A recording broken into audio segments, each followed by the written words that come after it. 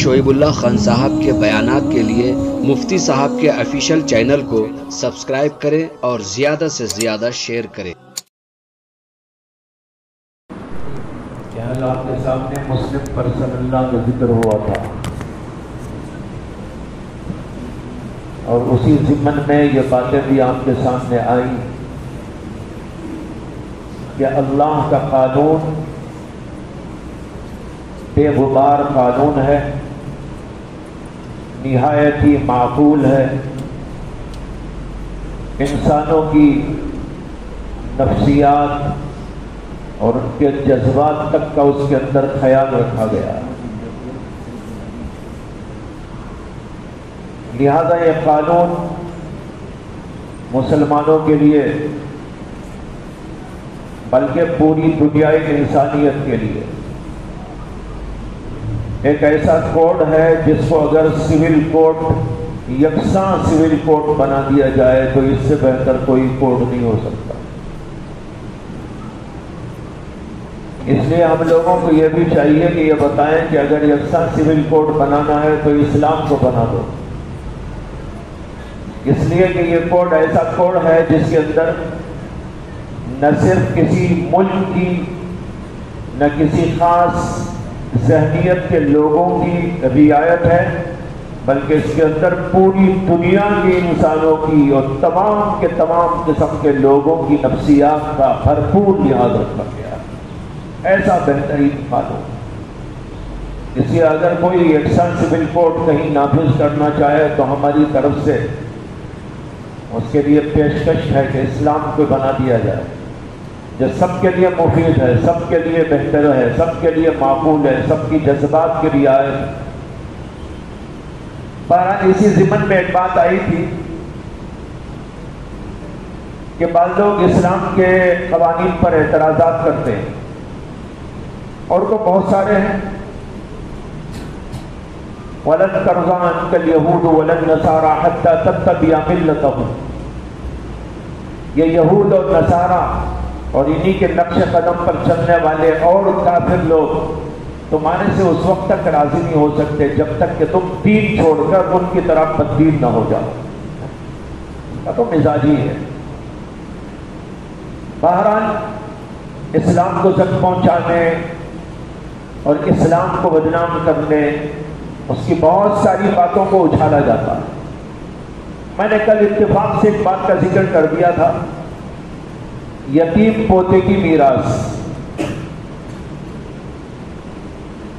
یتیم پوتے کو شریعت کے اندر دادا کی پراپرٹی اور جائیداد میں حصہ نہیں ملتا جبکہ اس کی اولاد موجود ہو، یعنی دادا کی اولاد، سگی اولاد موجود ہے، تو اگر کسی بیٹے کا انتقال ہو چکا ہو اور اس کا بیٹا یا بیٹی موجود ہو تو اس کو شریعت کے اندر دادا کی پراپرٹی میں ڈائریکٹ کوئی حصہ نہیں ملتا۔ اس کے اوپر اعتراض کیا جاتا ہے کہ یہ تو ظالمانہ قانون ہے۔ ارے بھائی، پوتا ہے اور یتیم بھی ہے، یتیم ہونے کی وجہ سے غریب بھی ہوگا، مشکلات میں پھنسا ہوا ہوگا، اس کی دیکھ بھال کرنا کون؟ لہذا جہاں پر دیگر لوگوں کو پراپرٹی میں حصہ دیا جائے وہیں پر دادا کی پراپرٹی میں اس کو بھی حصہ ملنا چاہیے۔ جو بظاہر تو ایسا ہے کہ آپ سب کو بھی شاید اپیل کرتی ہو بات کہ ہاں بھائی ایسا ہونا چاہیے، لیکن میں آپ کو بتانا چاہتا ہوں، آپ سب سے پہلے تمہید سنیے گا۔ تمہید یہ ہے، کسی کو کچھ جو دیا جاتا ہے اس کی حیثیتیں مختلف ہوتی ہیں، مختلف حیثیتوں سے مختلف لوگوں کو کچھ دیا جاتا ہے۔ دنیا میں رواج ہے، اسلام ہی میں نہیں، دنیا میں رواج ہے۔ میں مثال کے طور پر کچھ چیزوں کا ذکر کرتا ہوں، سمجھتے ہوئے آپ گزریں گے، بے سمجھے گزرے تو فائدہ نہیں۔ مثال کے طور پر کبھی کسی کو اس لیے مال دیا جاتا ہے کہ وہ غریب ہے، اس کی غربت، اس کا فقر، اس کا فاقہ تقاضا کرتا ہے کہ اس کو دیا جائے۔ شریعت میں اس کو صدقہ کہتے ہیں، معلوم ہے نا تو سب کو، اور یہ صدقہ ہم ہی نہیں دیتے، سب دیتے ہیں۔ ایک بات، کبھی کسی کو کوئی چیز اس لیے دی جاتی ہے کہ اس سے آپ کو محبت ہے، اس کا نام شریعت میں ہدیہ ہے، تحادو تحابو ہے نا، یہ ہدیہ دیا جاتا ہے۔ ہدیہ کیوں دیتے ہیں؟ محبت کے تقاضے سے، جس سے محبت ہوتی ہے، عقیدت ہوتی ہے، اس کو دیا جاتا ہے۔ استاد کو دیا جاتا ہے، یا استاد شاگرد کو دے دیتا ہے، باپ کو بھی ہدیہ دیا جا سکتا ہے، ماں کو بھی ہدیہ دیا جا سکتا ہے، میاں بیوی آپس میں ہدیہ دے سکتے ہیں، کوئی اور آپ کا دوست ہے تو وہ آپ اپنے دوست کو ہدیہ دے سکتے ہیں، بادشاہ کو بھی ہدیہ دیا جا سکتا ہے۔ تو ایک دین لین کا جو قصہ چلتا ہے وہ محبت اور عظمت کی وجہ سے ہوتا ہے، اس کا نام شریعت میں کیا ہے؟ ہدیہ۔ تو پہلی چیز کیا تھی؟ صدقہ۔ دوسری چیز کیا ہے؟ ہدیہ۔ کبھی کبھی اس لیے بھی کسی کو کچھ دیا جاتا ہے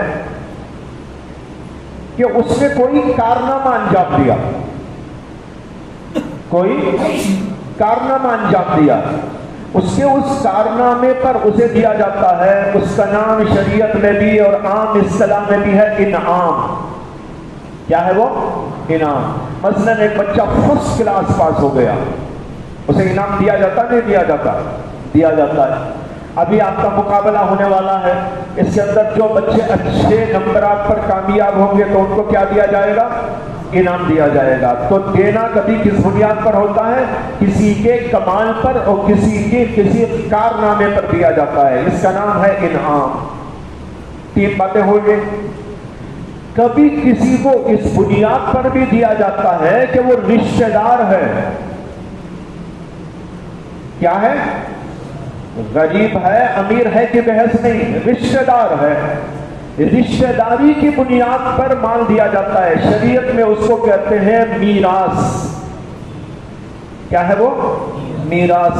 اور اس کے اندر اصول یہ ہے کہ جو قریبی رشتہ دار ہو تو دور کے رشتہ دار کو نہیں ملا کرتا۔ قریبی رشتہ دار زندہ ہو تو قریبی رشتہ دار کو ملے گا، دور کے رشتہ دار کو نہیں ملے گا، ورنہ تو رشتہ داری تو ماشاءاللہ آپ سب کی ہے۔ حضرت آدم علیہ السلام کے ہم اولاد ہیں کہ نہیں ہیں؟ اس لیے ہم سب کے سب بھائی بہن کہیں تو کہیں کوئی رشتہ ہے کہ نہیں ہے؟ تو پھر ایک آدمی مرتے ہی پوری دنیا کو تقسیم کرنا چاہیے اس کا مال، امریکہ والوں کو بھی، پاکستان والوں کو بھی، پوری دنیا کو۔ کیوں؟ اس لیے کہ بھائی رشتہ داری ہے۔ رشتہ داری کا مطلب ہے قریبی رشتہ داری، قریبی رشتہ داری کی وجہ سے مال دیا جاتا ہے۔ اس کا نام شریعت میں کیا ہے؟ میراث، یا جو ہے ورثہ اس کو کہا جاتا ہے۔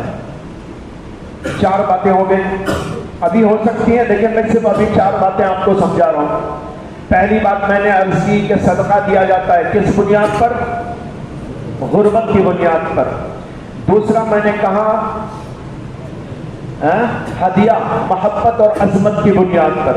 تیسری بات میں نے کہی انعام کارنامے کی بنیاد پر۔ چوتھی بات میں نے کہی میراث رشتہ داری کی بنیاد پر۔ ٹھیک ہے؟ جب آپ نے سب سمجھ لیا تو یہاں پر ایک بات یہ سمجھ لیجئے کہ اس میں گڑبڑ نہیں کرنا چاہیے۔ ہدیہ رہنا چاہیے، انعام رہنا چاہیے، میراث رہنا چاہیے، اور اس کی بنیادیں وہی ہونا چاہیے۔ میراث کی بنیاد رشتہ داری، اور ہدیے کی بنیاد عظمت و محبت، انعام کی بنیاد کوئی کارنامہ و کمال، اور کیا کہا؟ اور غربت کی بنیاد پر صدقہ۔ یہ اسی طرح رہنا، اس میں گڑبڑ نہیں کر سکتے آپ، اور کوئی گڑبڑ کرنے تیار بھی نہیں ہوتا۔ گڑبڑ کریں گے تو مسئلے پیدا ہوں گے۔ جب آپ نے یہ سمجھ لیا ہے نا، تو اب میں آتا ہوں اس ٹاپک پر کہ ایک آدمی کا انتقال ہو گیا اور ایک چھوٹا بچہ چھوڑ کر وہ مر گیا۔ اس کا دادا موجود ہے، دادا کی پراپرٹی ہے، اب یہاں سوال یہ پیدا ہو رہا ہے کہ بھئی دادا کی پراپرٹی میں اس کے بچوں کو جیسے دیا جا رہا ہے، بیٹوں کو، بیٹیوں کو، پوتے کو بھی دینا چاہیے۔ پوتے کو اس لیے یہاں پر نہیں دیا جاتا کہ پوتا رشتہ تو رکھتا ہے لیکن دور کا رشتہ ہے۔ کیسا رشتہ ہے؟ دور کا۔ بیٹے بیٹیاں قریبی رشتہ دار۔ جب قریبی رشتہ دار ہوتا ہے تو دور کے رشتہ دار کو شریعت میں نہیں دیا جاتا۔ یہ سمجھ میں آ گیا؟ اب آپ کو ایک سوال پیدا ہوگا، ٹھیک ہے اس میں نہیں دیا جا رہا ہے لیکن وہ تو بیچارہ غریب ہے، یتیم ہے، اسے تو کچھ ملنا چاہیے۔ تو شریعت کہتی ہے بھائی اس کے تو دوسرے اصول ہم نے رکھے ہیں نا، اس میں سے تو ہدیہ دے سکتے ہیں نا، ہدیہ دے سکتے ہیں، میراث میں نہیں دے سکتے۔ میراث میں تو رشتہ داری کی بنیاد پر دیا جاتا ہے، لہذا اگر دادا کو ویسے ہی اپنے پوتے پر بہت محبت ہے تو وہ اپنی پراپرٹی میں سے ایک حصہ نکال کر اس کو دے سکتا، اپنی زندگی میں دے سکتا ہے کہ بھائی میرے پوتے کو اتنا دے دو۔ اس کو کہتے ہیں ہدیہ، وہ ہدیہ دے سکتا ہے۔ اس کو کہتے ہیں گفٹ، گفٹ وہ اپنی زندگی میں کر سکتا ہے۔ اس کو شریعت نے کہاں منع کیا؟ جب پوتا موجود ہے، غریب ہے یا یتیم ہے تو اس پوتے کو دادا اپنی پراپرٹی میں سے ایک حصہ دے سکتا ہے، جیسے اور کو دے رہا ہے وہ اپنی زندگی میں دے دے۔ زندگی میں اگر دے دے تو سوال نہیں ہے، بالکل دے سکتا ہے، کوئی منع نہیں کرتا، شریعت نے منع نہیں کیا ہے۔ لیکن یہاں لوگ گڑبڑ کیا کرتے ہیں کہ بھائی نہیں وراثت ہی میں دینا چاہیے، وراثت میں دینا چاہیے، یہ سوال کرتے ہیں۔